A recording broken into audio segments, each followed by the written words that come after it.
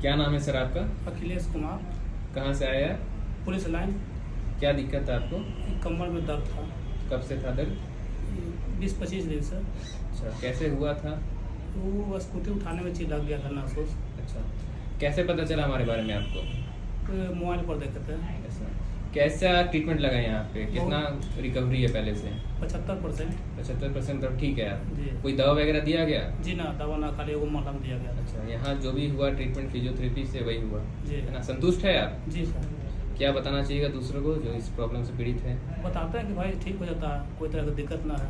अच्छा 5-6 बार करेबे किया, ज़्यादा करेबे किया। अच्छा, धन्यवाद।